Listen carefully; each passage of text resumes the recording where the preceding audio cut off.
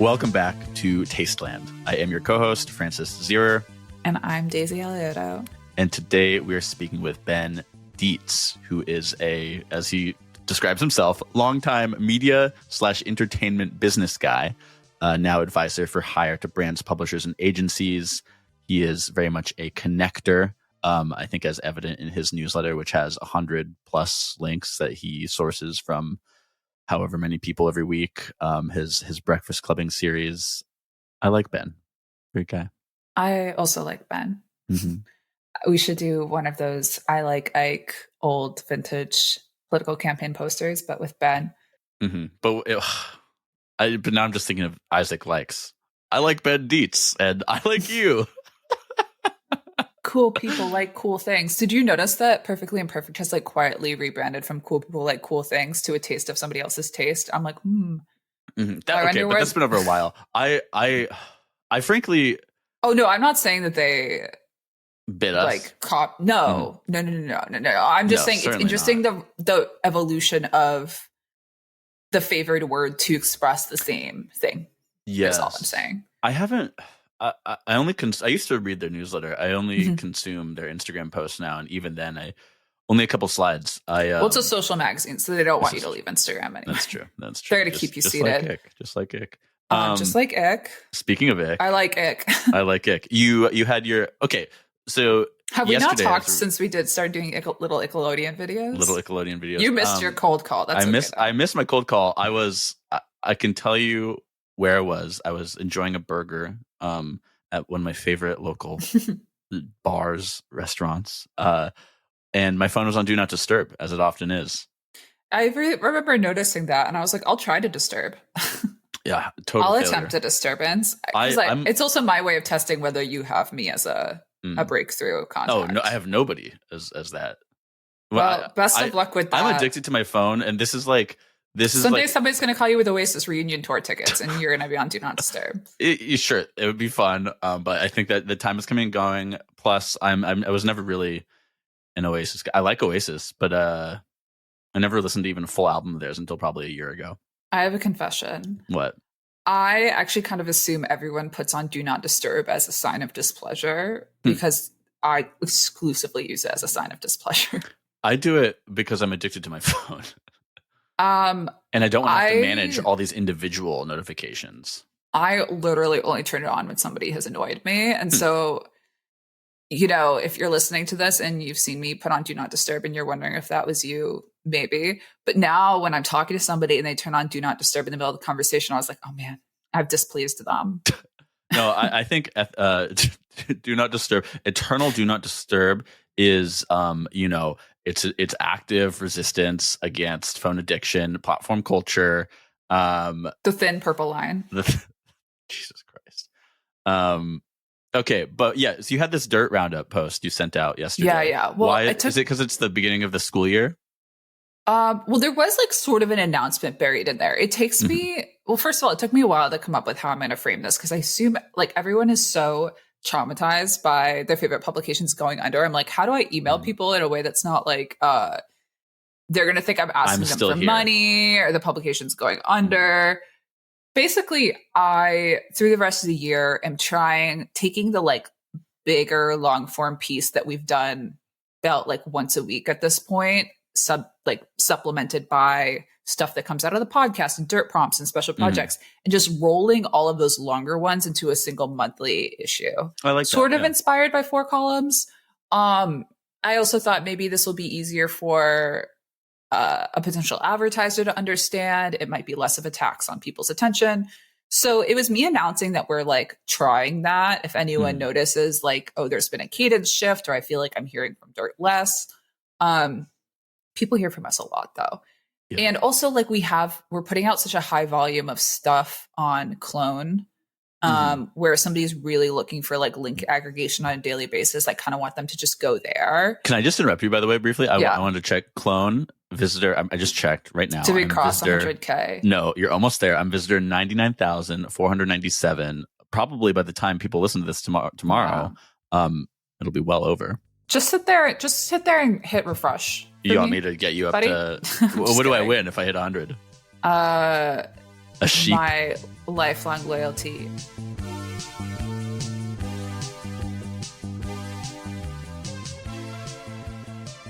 Can you hold up your watch for me? This watch right here? Oh yeah. Your wristwatching, It's Daisy? a Rolex. It's a Rolex. It is not a Rolex, but it's nice of you to say that. It's if you're listening at home, it's a Rolex. Yeah, exactly. Wait, what is that? It's a Seiko. Here, It's a Seiko. It's a nice Seiko. Yeah, it's a really nice Seiko that my brother bought in a pawn shop That's lovely. Yeah. A pawn shop in Reno. My brother lives with his wife in a place called Nevada City in California, and which is not far from Reno. And so he went into a pawn shop and found this watch and bought it and gave it to me for Christmas, which was very nice of him. So, Yeah. That's really nice. thank you, Daisy. I forgot about your Hodinky days. My stint in the watch world. I've never seen. Yeah. I can't tell the difference between a Rolex and a Seiko, but well, I mean, the bracelet. To be fair, the bracelet is very similar, and Riverside's a little blurry, guys. Yeah. Well, it's because of the high fidelity connection, right? Like she's not wearing her glasses, you know. Yeah, exactly. What I was just reading something this morning that I noted for sick. Let's see where it is. Which was that according to some Sotheby's executive, the watch market is now demonstrably bigger than the art market, which I thought was really kind of fascinating. Just by total capital, or like by like how many active buy? Yeah, this is measurement? This is from a profile in the New Yorker of Patrick Drahi, who's the owner of Sotheby's, and I'm trying to find the quote, but I think it basically is asserting that the GMV of the watch industry is bigger than that of the art industry, which seems odd to me, but maybe it's specific to auctions. Because art, especially like art is the third largest black market in the world after weapons and drugs. And so it seems odd to me that watches would be anywhere near the same size, but I suppose it's possible. Maybe it's all due to the tariffs, 50% tariff on Switzerland. Yeah. I think it's only 39%. I need to sit with this one. I need yeah. to sit with this one because only 39. The time to market of an artist with potential to increase the total market cap of the art world is a lot different from the time to market, quote unquote, of a luxury watch. You can't create new luxury brands. You can create luxury models, but I don't know. The art market just has too many human capital factors that I think it's hard to compare them. Yeah. Well, I mean, right. Dollars to dollars you could compare, but from the standpoint of what goes into the creation of those dollars, probably it's more nuanced. I find it interesting you should say that you can't create a new luxury brand. I am close to and worked a lot with Ruba Abunima, who is a very senior art director, creative director, creative advisor to brands, luxury brands, beauty brands, etc. And we had a big fight one time about whether a luxury brand could be less than 100 years old. And that comes in the aftermath of speaking to a new watch brand, which is launching next year, which I may do some work for, which is bringing a luxury proposition to market and wants to be understood as a luxury brand. It's intriguing to figure how important that distinction is. I guess from my standpoint, I don't really care.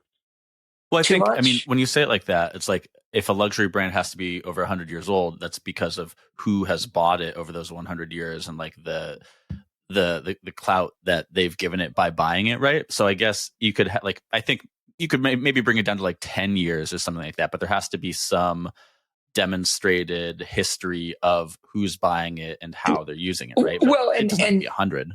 I think Ruba's point had more to do with, and I don't want to speak for Ruba here. This conversation was a long time ago, and I don't want to mischaracterize what she said, but it had to do effectively with the idea that you can't have luxury without demonstrated history of craft and demonstrated history and demonstrated heritage. Yeah. like the history of craft has to unfold over time, and heritage, you can't invent it, you can't buy it. It has to develop over the course of that long period of time. So yeah, I think luxury, it's like cars. It's not based on what the first buyer is willing to pay for it. Because I 100% believe that you can have a new watch brand and sell it to the first buyer at luxury prices. It's what is the destiny of that thing once you drive it off the lot. Sure. And you could even have like a really good secondary market for, say, like a Tesla. But if you kind of conjure in your mind's eye, like, what is an antique Tesla? A heritage Tesla? Like, I think some of the luxuriness, I think if you want to look at it as like almost like a Walter Benjamin type aura conferred over 100 years or a few decades, like, you can only come to understand that once you see what the like third or fourth person to encounter it is willing to value it at. Yeah, it's interesting you should say that, Daisy, because the one of the big conversations that came out of the Grand Concours at Pebble Beach last year was what in today's auto market could be viewed in the future as a classic. And this is reading from Dan Neal in the Wall Street Journal.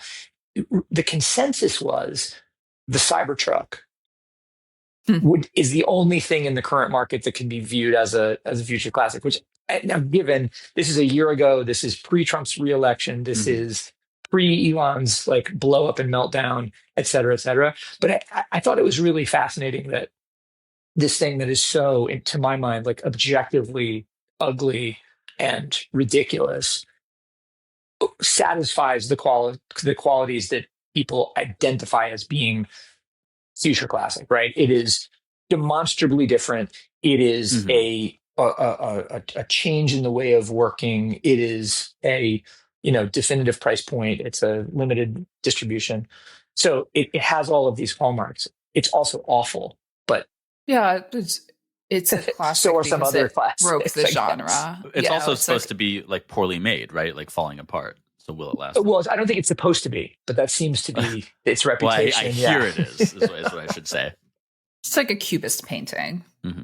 The thing about the Cybertruck, I read the Walter Isaacson Elon Musk biography a year and a half ago or whatever. You read it so we don't have to? I read it so you don't have to. Yeah. But the only thing I remember from it, and like this is the only detail I can share is that the design for it, he's talking about how it came to be and why it looks like this. And Isaacson says that Musk, like in some meeting, he was like talking to his then 13-year-old son, I believe. And the kid said, "Why doesn't the future look like the future?" or something like that. And Elon was like, "Oh, wow. Like we have to make a car that looks like the future." But to me, it's like, this is this guy who, I don't know when he was born, like in the 70s or something. This is this like Gen X guy's idea of what the future is from when he was a teenager in the 80s, right? So it's this dated vision of a future. Yeah, it's interesting to say that. Elon is a couple of years older than me, so much so that we overlapped for a year at Penn, and he was matter of fact, some friends of mine. He was their RA. He used to smoke them out. It was pretty funny. Wow. Anyway, that's a great detail. It's a very funny. Those same guys and I are on a group chat with a current Democratic member of Congress who also. This is much better than the honey badger anecdote. He made the clutch move of smoking your friends out as their RA. Yeah. Elon he's always been fun, but it's funny you should say that, Francis. The idea of it being a manifestation of the future that he saw as a teen, because the DeLorean, which of course was literally the future car, is probably the automotive, the one of the closest automotive analogs to the Cybertruck. It's sort of like the Cybertrucks are like a DeLorean turned around 100%. In the other direction. Yeah. This reminds me too, like last fall, I think we had Lauren Menard from Gob on the Mycelium earplug company. And the thread we had in that conversation was that like nobody talks about what the 22nd century looks like. Like I feel like in the 2000s there was or in the 1900s there's so much fiction and like what is 2000 going to look like, which makes sense. Like 2000 Sure. is a new millennium. It's much more exciting than 2100, say. But yeah, this is just reminding me of that I still haven't really seen much like theorizing or fiction or whatever specifically about like, well, what does the next century look like? Which I guess we're at the beginning of this one, and there's there's plenty to focus on in the here and now that's uncertain. So it doesn't make sense to look that far ahead. But well, it's a sort of a dark commentary that Elon, when thinking about what the future looks like, decides to make it coffin shaped. But that we'll just get that going. It's funny. Why do we skip from the 20th or the 21st century to the 25th century of Buck Rogers' lore? Buck Rogers' lore, rather. Okay. Well, there you go. There's a where's our Aldous Huxley of the 22nd century? Yet to be born, slouching towards Silicon Valley, waiting. I mean, only one of us has a publishing imprint and can influence the creation of that subgenre. Who? Well, the other thing about the thing that's limiting, it's not a watch per se, but in the car genre is software dependency. Mm-hmm. And I saw like recently this is somewhat related, the Echelon bikes. There was a bounty set by a right to repair.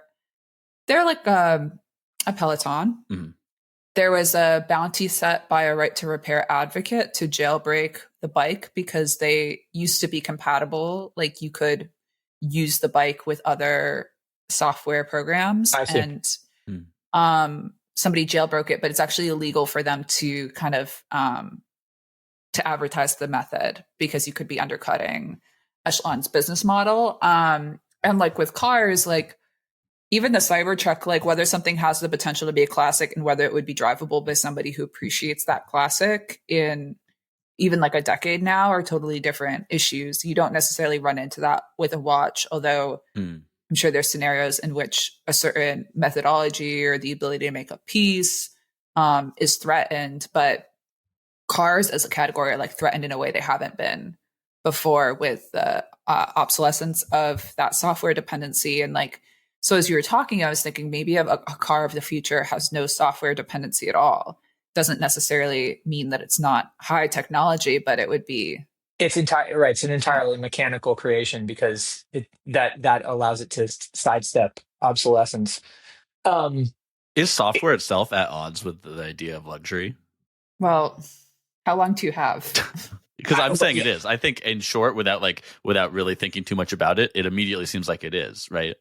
Yeah, it's funny. You sort of what would software need to be luxurious? It would need to have a kind of an elegance of construction that makes it modular over a very long period of time, right? Like the reason that craft objects persist is because they are durable and like modular in their use over time. Software, because it's written to be to a purpose and a moment, probably inherently isn't that. So you'd have to change the framework of the software. The idea of having to use software at all, I feel like is not luxurious, right? Yeah, but you're responding to the environment around using the computer, which right now is like a labor dependency. Mm-hmm. I mean, I don't know about you. Like, I'm using my computer in a closet right now, and it's working out pretty great for me. It's not feeling luxurious. I'm in a room in my apartment. It's basically a hallway, so I feel you. That's a fascinating question, though. I wrote about this a little bit, and I talked to Ruby about it, and Ruby made this sort of bespoke suit Savile Row comparison, where if the luxury version of software is essentially bespoke software, which I think some people would argue, this is a direction for AI to take where the software is responsive to you and people will pay a lot of money for that. Sure, fine. That's one version of it.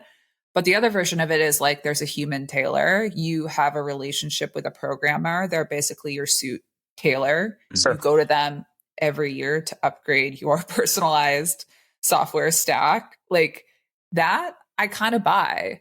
I have maybe even kind of created a really bad version of that between me and the 1 to 5 my quants that I text when I'm in a little bit of a pickle. Your 1 to 5 quant. But I think that they would not be pleased if I refer to them as my tailors. I struggle a little bit with the idea of what software personalized for me would do.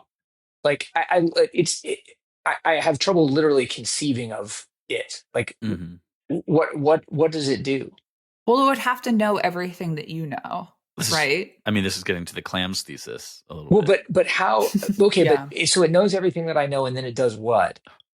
For me, I've actually been thinking about this a lot. Like, I think it would have to know everything that I know or enough to take away from my decision fatigue or decision paralysis. Okay. But I like making decisions. I just don't like the volume of decisions that I have to make on a weekly basis because they are all bids on my time and some of them are more important to me than others. Yeah. But I think a luxury software for me would read my inbox and be able to prioritize the emails in the same way that I would prioritize them. And I think this probably exists now with a strong training barrier that has made me never interested in it. Sure. And then report it to me with the same prioritization that I would feel. Tell me which decisions have to be made. And for the low stakes ones, suggest with high knowledge of what I would say, what the answer should be, and then send the answer for me. Okay. So it's a virtual assistant. It's a virtual assistant. That email thing does exist. 100% exists, but I wouldn't trust it. That's well, the problem. And I feel the same way as Daisy. I was thinking, like sick. My weekly newsletter, the free version of my weekly newsletter, I'm changing from Thursdays, which has been this traditional day since its inception, to Wednesdays because my week is just organized in a way where Wednesdays are going to be easier for me. And I also it will help me in terms of monitoring modulating the amount of volume that goes into it, so it's a little bit more incisive.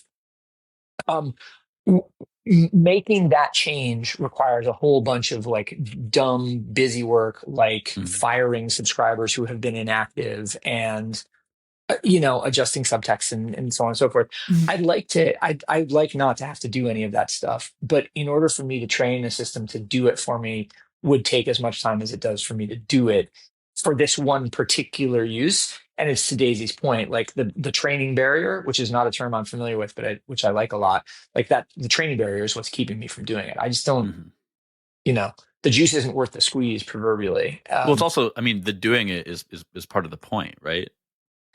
Yeah. I think you're right at an emotional level, Francis. I wish that were less true. It's one of the things that I try to work on all the time, like making that less true. But yeah, I have a controversial take. So boy. So I have I haven't turned off, I don't know if there's a way to turn off the automated Gemini summary of a long email thread. I have actually found it to be quite useful for tracking how a conversation evolves or devolves over time. And I have recently had some frustrating email chains where I look up at the summary and I'm like, okay, I actually think the summary has in some way encapsulated how the conversation has deviated or gone poorly, because it's like this person came in with this ask and then it became this and then it became this and then it became this. And it's doing a pretty unopinionated summary, but I'm like, I have at certain points fed conversations into ChatGPT of threads where I'm sort of second guessing my emotional read on the situation. And Francis, this is going to be funny to Francis because I bully ChatGPT a lot. But just as one node of understanding, right? Is this me, or where did I err in this interaction according to ChatGPT, which an opinion I would rank as 3 out of 10, but could still be more valuable than ranting to my husband if he's busy. That's how I would sort of calibrate it. Sure. I'm I wonder if that Gemini summary, like, how much would we accept if it started to interpolate a little bit? Like, maybe there's like a little thing on the side, little flag that you could click, and it's like, hey, this is how this conversation could have gone differently. Or, hey, it seems like there's a lot of stakeholders in this discussion, and the only two people that are talking are like this people. Or like, hey, like it seems like email number 5 is when a decision should have been made. Yeah. I would actually like kind of appreciate that. Okay. Like, so you want chatbot management consultant for your I think if correspondence. it's doing the work of a raw summary, I would actually be looking for a little bit of an emotional Sure. summary of the stakes of the people in the conversation and sort of the ability to like unfurl what dynamic has actually occurred here. Now that the issue is like this machine is famously lacking emotional intelligence. But nobody's going to sit there and rate the interaction because I don't want to be responsible. Right. I don't want I don't want the like 7 stakeholders at bumfuck agency to know I rated the interaction a 1. They should know that though. Like, and it would be really you nice. Could just go work for Amazon and then you could be a part of that ranking system all the time. Like, it would be day. really nice if like the Gemini summary of my like long ass thread with bumfuck agency was like, hey, here's a little flag. Just so you know, Daisy's the CEO and you wasted her time. but therein lies the fundamental, right? Because their read of the situation would be different. But you should be able, you could like slide it as a slider. But Daisy, not just that, but because you're dealing with an agency which is inherently a business based on and therefore incentivized by spending time. That's what they want to do. They want to spend time with you because they build their clients back for the time that they spent, not for the productivity of that time and not for whether it helps you at all. Give a shit. Maybe I'm kind of talking myself into this. Maybe it's a filter that lets you cosplay as each person in their interaction, like a summary that knows what each person wants to get out of the conversation and how close they are to getting it. That's so dangerous because then you're just like having ChatGPT. No, because it's really not hard to know. But I think what this gets to at its heart is a conversation. And you guys talked to a little bit about this with David Marks last week. What is missing from most of these kind of conversations and analysis is a real like candid discussion about where people's incentives are, right? Not about how people feel and not about how, where we're meeting people where they are in the moment, but it's like, what do you really want out of this? Like what actually benefits you? Because that's the thing that you're going to be motivated to do. What I actually get out of this is what's going to motivate me to do it. So let's just put cards on the table and go, all right. I think most people can't separate that from emotion. I would love if every interaction was that. Yeah, I mean, well, I don't think you have to separate it from emotion entirely. I just think that, and this is my one great criticism about, or not one great criticism, one of my many great criticisms about the whole digital media ecosystem of the Vices and BuzzFeeds and Voxes and so on and so forth, is that you had the legacy of a capital J journalist structure that said church and state must be divided because you can't have subjective interests get involved in the objective reporting of facts, while at the same time you're saying you can't have you have to create stuff that is fizzy and attention grabbing, and so you set up these two different incentives, which is like one where journalists are told page views matter and you're working to a short-term result, and you're saying to business people you're working to a different short-term result, and neither of them has long-term in mind as it's created, and so you just get this path that naturally veers off into opposite directions. I guess so. Like if there's already a third, if we just talked about incentives, like sorry to cut you off, but it's like if we just said Daisy needs the most eyeballs possible on this piece as an editorial person, and so she's going to say the wildest shit possible. And Ben needs the most predictable content on this page because he's got to keep an ornery brand manager happy so that the money keeps flowing in to pay for what Daisy does and to pay for what Ben does. Then it's like, okay, now we understand each other. I can give some to Daisy and I can explain to the ornery brand manager, you're paying for this voice, right? And I can say to the commercial person, without this editorial content, you're nothing. You have nothing to sell. So deal with it. Fucking figure it out. And then you can use your collective EQ to meter in the middle. Can I say something else? Just really, I'm gonna offer an aside. Yeah. I noticed something yesterday, and I texted a little bit with Emily about it. So Emily Sundberg, former guest of your show and of mine, added a postscript last week to Feed Me, which explains what Feed Me does. And she re-added it on the 21st of August, which was sort of a random Tuesday. And I didn't notice it until yesterday. But one of the things it does is it talks about what Feed Me allegedly is, right? In Emily's conception. And one of the things is like, if you come here and she used the word fuckboys. And I just thought, as a person who used to be responsible for commercial sanctity around brand safety, I was just like, this is an interesting signal. This is the media marketplace now saying we don't give a shit about brand safety. Just simply by the use of that word in the metadata, it's just like you either get down or lay down, right? Like this is the way that the market works now. And I think it's kind of fascinating that the collapse of that whole business where incentive was not clear is now being like taken over. And Daisy, I think you guys are a great example of it. And Francis, I think you are too, of people who are just like, no, let's get into where the incentives actually lay and let's lay it bare, because the truth is not black nor white. Yeah, I think I posted on LinkedIn the other day, like I made a status that was like brand safety is dead. It's all about brand alignment. Like I think people are just like, we literally have a rapist in the Oval Office, and like I'm not going to accept that you won't advertise on my site because we talk about drugs. That's my perspective. Look, brand safety is a way for people to go home at 5:00 or to get to the fucking media buyer happy hour, or give a no that they're going to make anyway. I know that they were going to know. Yeah, exactly.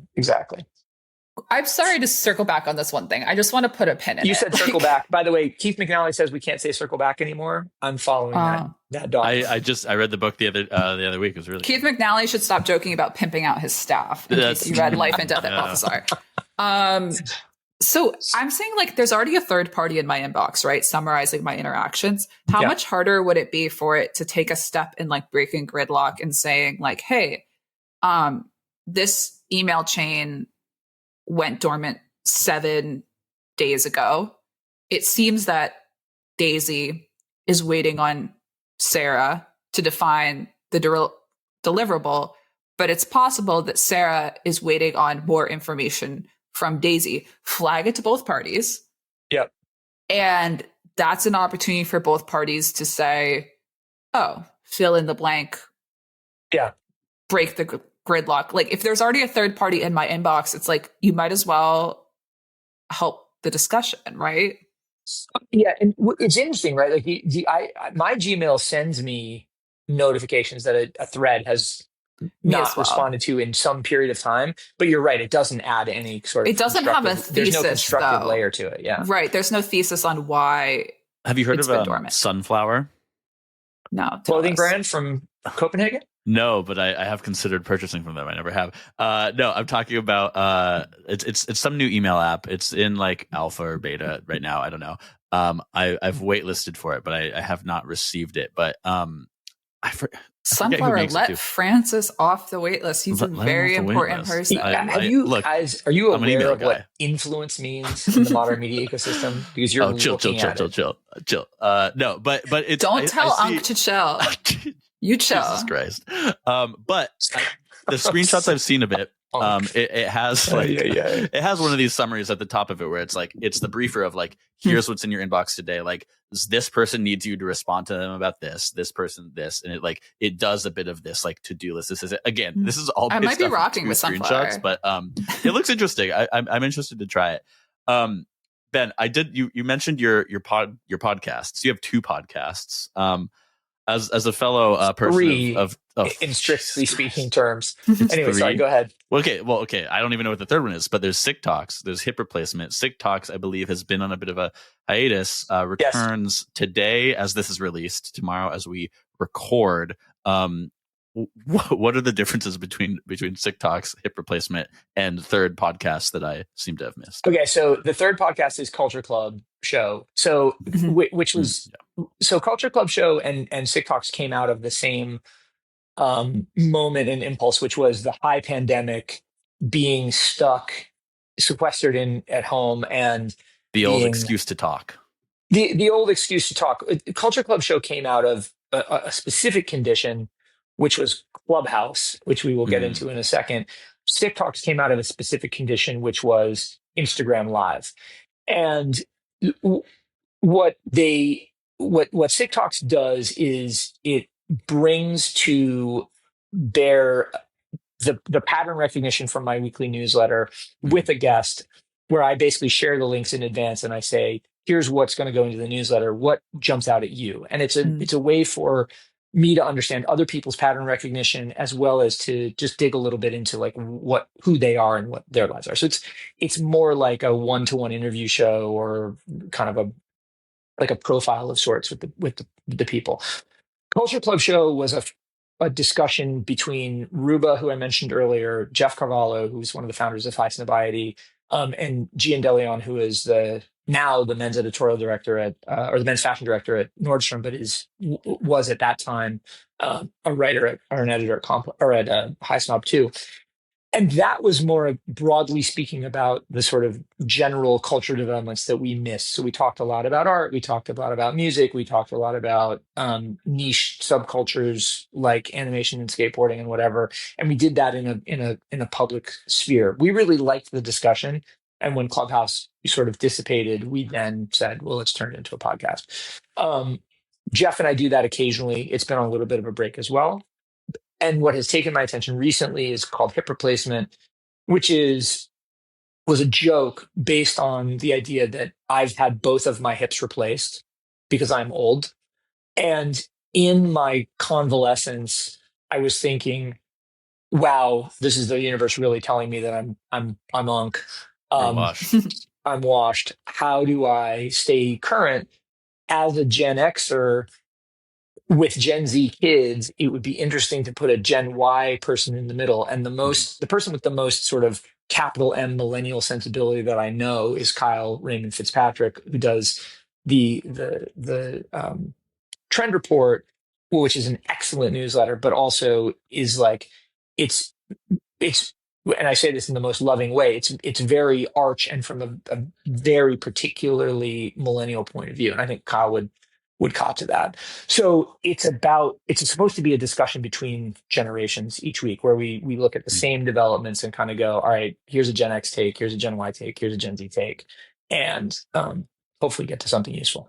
So those are that's the world of podcasts. On the generational thing, I was thinking about this, given that you were at Vice for almost 17 years. That's right. And I was starting to think about average job tenure by generation. And I found, I don't know how precisely accurate this data is, but I found this one sample that said boomers were on average at a job 10 to 15 years, whereas Gen X 5 to 10, millennials 3 to 5, which take with a grain of salt that the youngest millennials have only been working for up to 11 years if they started at 18. And then Gen Z, this one especially is a little more like grain of salt because much younger.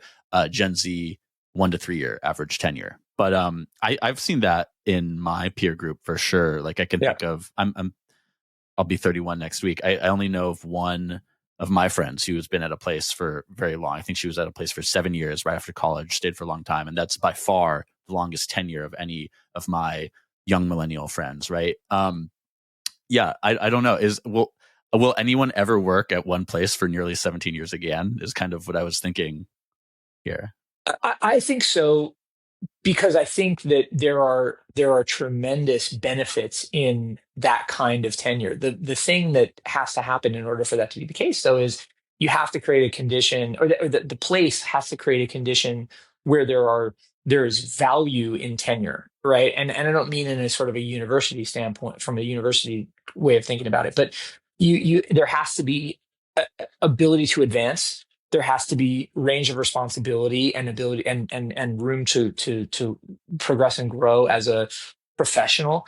There has to be financial incentive.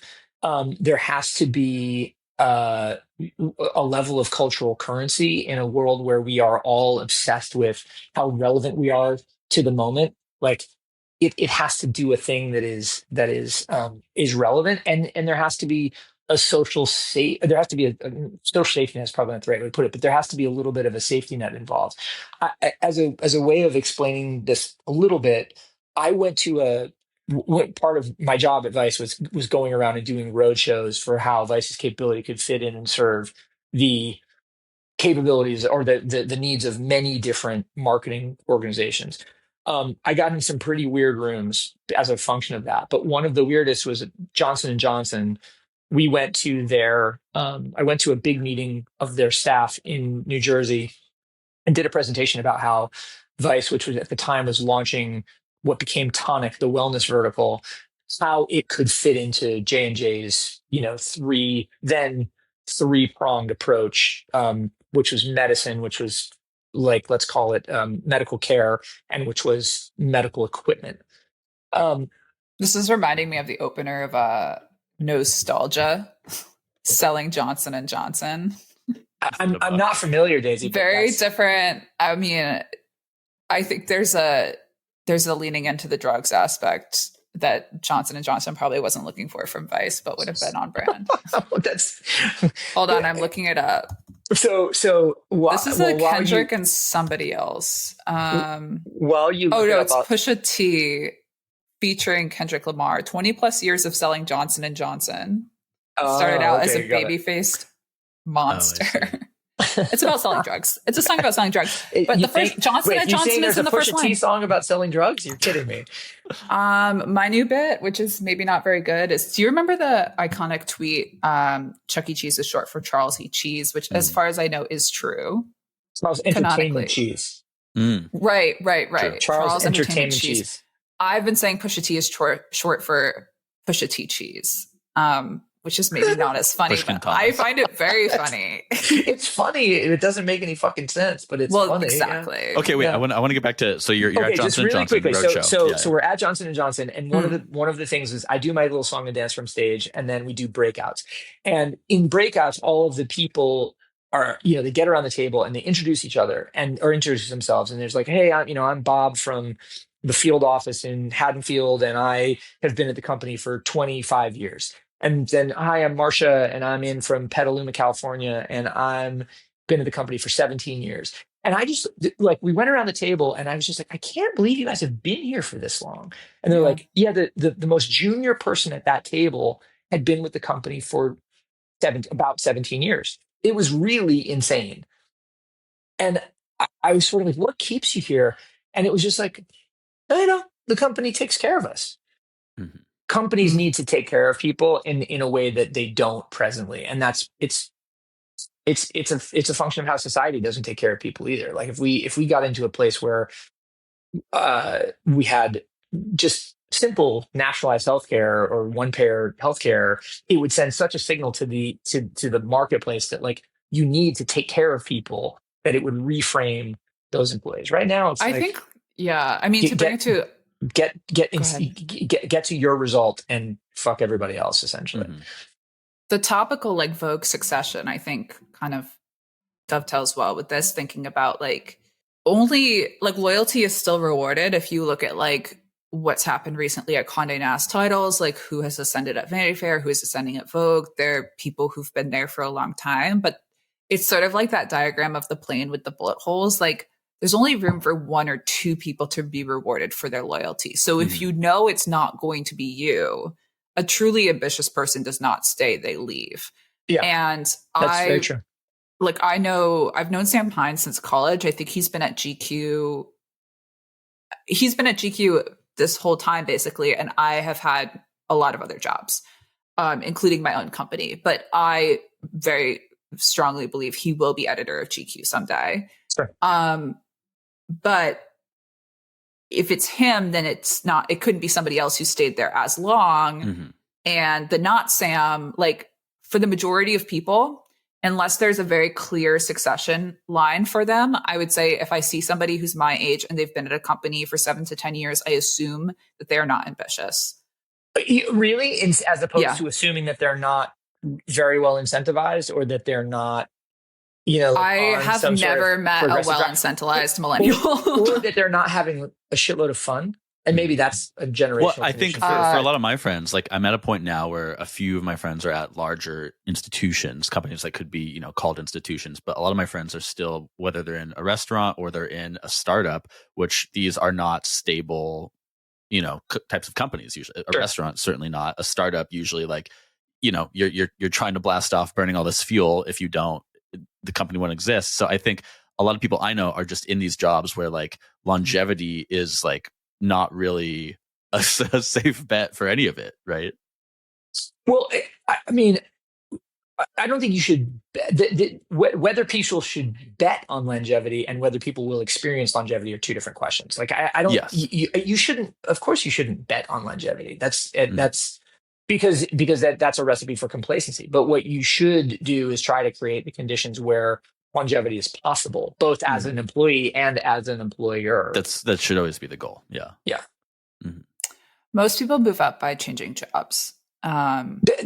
Statistically, that's true, Daisy. And companies don't, like, I haven't seen companies really take care of people. So like if somebody is staying somewhere for a long time because they're being taken care of, I would assume that they're the outlier.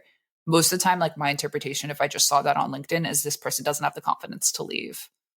So let's dig into that for a second. If someone doesn't have the confidence to leave, what level of indictment against them is that for you? None. I'm not your mom. We're not the same. We're not similar. Right. Okay. Well, like I'm not your mommy. Then that means that there is a degree of indictment, right? Because if you're saying we're not similar, then that means we're not like-minded. I'm not inviting you to the cool dirt event or to participate in the Friends of Dirt. What we're buying with money was no object thing that I didn't get invited to, for instance. I can very much imagine us in a long email thread where I'm wishing there was an AI interpolator because they are coming at it with the mentality of somebody who's been doing the same thing for the last 10 years. And I'm coming at it with the mentality of a very high stakes, high risk. Okay, wait, I have another angle I want to add to this. So I recently met your son and former hip replacement podcast guest 2 times, I believe. Hip replacement podcast producer. Oh, excuse me. Put some respect on Campbell's name. Series producer Campbell. But so I was also just home last week visiting my family, and my family are farmers, small farm.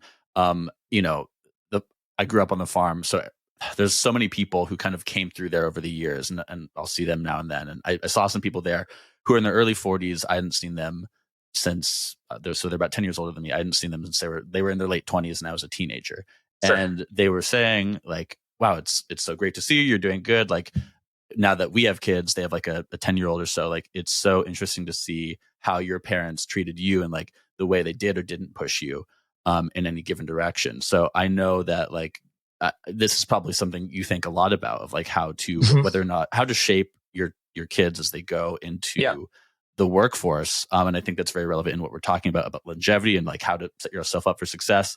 I don't know. I'd love to hear your thoughts on like how you are trying to set your children up for success in the working world. I think the story of parenting, seen in hindsight, now roughly 20, almost 20 years into it, is that you can only control what you can control. And so it's better to try to influence and guide rather than demand or, like demand or diminish. Yeah. The thing that I have basically said, the thing that I want from both of my kids is I want them to be well-mannered, well-socialized, and curious. Because I think if they are those three things, they set themselves up for the widest number of serendipitous opportunities Mhm. to come, right? Like, um, and I found parenting Campbell when he was young very frustrating because he was clearly very bright, but didn't excel in the ways that like maybe I had as a kid or that I wanted him to, or that I felt like, well, he's never going to get into pen or he's never going to, hit these benchmarks that whatever I'd set for myself. What you realize is that if you let the kids find their way to equilibrium, they'll end up being happy, more self-satisfied, and therefore more successful. And like both of my kids come from a very like you know, let's call it privileged position, right? We Mhm. are well off, we are well situated, we are, well educated and hopefully like well socialized ourselves. We make good role models and there aren't a lot of conditions of deprivation. But by the same token, like these kids we don't give them things for the sake of giving them things. They have to work for what they get, and they have to understand that you know putting yourself out there and taking risks is a part of life, never mind success. So if Mhm. you don't hurry up and do it, you're going to lag behind. So sorry, it's my very unrehearsed but sort of No, that was really accurate good. Yeah. statement of things. Yeah, I was talking with a friend about this concept of gentle parenting, and it gets really reduced to like just never saying the word no, but there's nothing gentle about not giving boundaries or not allowing somebody to fail. If Mhm. you never allow somebody to fail, I actually think you're doing them a huge Oh, a disservice. Totally agree. massive disservice. And then it's also the if we coddle, what we also miss out on is the uniqueness of somebody's individual experience. Like I have always been as verbose politely or loquacious politely or verbose impolitely as I am now. And when I was a kid, I was a late bloomer. I entered high school at 4'10". I was a tiny little kid. I looked like I was 8 years old. And what I had to do was become hypersocial Mhm. because that was my way of dealing with this like extreme disadvantage that I had relative to my peers. I didn't look mature, I was not mature, etc. Um, what I wanted when Campbell went to high school was for him to become hyper social because that had reaped dividends for me, and he didn't want to, and he wasn't ready for it. He has become much more hyper He social perhaps now. didn't But have to. well, he didn't, right? Because he wasn't 4'10" Yeah. and like He didn't want to be the tall, talkative guy. yeah, well, he's anyway, the point more so is like if we had imposed if I had imposed the same rules on him, or if I had said to him, um it's okay that you're not any of these things, both of those conditions would have been equally deleterious, I think. So Mhm. yeah, you have to land in the middle, and you're right, Daisy. There's nothing gentle about letting people fail, but you also there's nothing kind about it either. Mm. Yeah, no, I think if you're like it's like you don't allow them to develop grit or the muscle of that going through failure experiences like allows you to develop. So it's almost like uh it's kind of like the emotional equivalent and psychological equivalent of like foot binding, right? Like Mm. you're really cutting off somebody's Okay. ability to grow, right? No, I'm saying like Oh, all right. Now I understand. right. Okay. Yeah. Yeah. Yeah. No, Sure. That was slightly arcane, but yes, I get what you're it's a saying little completely. arcane, but we got That's there. on brand. Oh my god. Man, foot Um, binding is such a wow okay, disaster. I Anyway. listened to the most recent episode of Hip Replacement, and Okay. one thing I liked is that you every October and February you do a straight edge, sober, vegan Mm. month, I your I month do. of cleanse. I really like this. I did a dry January for the first time this year, and I've never felt better. I've not had a dry month since then. How long have you been doing that? 22 years this year. or 21, I guess. The very simple short way to describe it is the year before we got married, my wife moved to LA for a job and we did a long distance relationship. And so I had no reason to go home. And so I would go out every night and, essentially get drunk. And I came home on woke up on February 1st, 2004 with the worst hangover of my entire life. And I just said to myself, I got to take some time off. Yeah. So I took the month off. And like you, Francis, at the end of the month, I felt better. I had saved a bunch of money relative to the amount that I was earning at the time. And I just thought, I'm going to make this a practice. And what I have found over the course of time is that if you attach these periods of sobriety or of just abstinence to like blocks of time, the month, for instance, it's much easier to socialize that idea with with other people. Yeah. If I say, oh, I'm not drinking this week, or oh, I had a rough night last night, people on the other side of that transaction tend to feel like it's something to do with them, is my experience. Whereas if you just go, no, March 1st, like we'll go for martinis, it's easier for them to understand it. And so that was the framework. The vegan thing was just a way of adding a degree of difficulty after being sober for a month was easy. And in fact, I just started, we're going to do a Cali sober month for September to address some stuff that my wife has going on in terms of her exploration of experience, let's call it. Yeah. So anyway. Love that.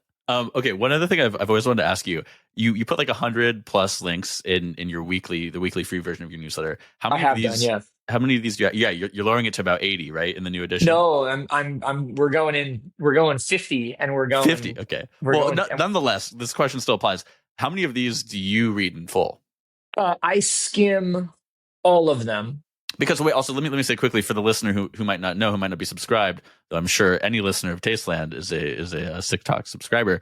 It's basically it's like a poem itself. It's like it's not really about reading everything. It's the one-liner description you give to each one in the order in which they're in. Yeah, at Proofrock, as has been discussed on the Future Commerce episode of this podcast. But anyways, the floor back to you, Ben. Well, no, what I was going to say was, so I skim everything. I read to like a word perfect level, almost none of it, because I'm less concerned about the craft of the prose, and it's apologies to all the writers out there, but it's what I'm more interested in is the pattern recognition that goes into all of it. It is you're reading the wind. I mean, that's a very charitable way of saying it, Francis, but it's kind of the idea. It's like it's trying to get a grasp of the zeitgeist so that I'm able to then go, oh, right, the watch market. Oh, Daisy mentioned watches. The watch market is bigger than the art market. Speaking of which, it's Armory Week. So let's talk about going to the Armory preview on Thursday. Oh, there's also I'm acting as a mentor for New Ink this year for the new museum. That kicks off on Thursday. It's just a way of creating these kind of elucidating these sublime connections between topics to get a sense of what matters to people in the moment, and then inviting them to go deeper, because I don't have the attention span to, but they might. I love that. But the reason that I'm shortening it is because I have found myself. There's a guy who's on Hip Placement named Josh Garan, who does a newsletter called The Social Juice, which is so much more complete when it comes to the world of marketing, for instance. Then I start to go, all right, well, now that Sick is in its 8th volume, what is my value add here? How do I, continue to make it interesting for myself and for the readers? And I think a little bit more focus, a little bit less small C Catholic approach to the media landscape is going to be what the doctor ordered for 2025-26. I think we'll end it right there. Go subscribe to Sick Talks if you're not. This is good. Thanks, guys. An honor to be on, frequent listener of Tasteland, and so very pleased to be invited. Perfect. Ciao.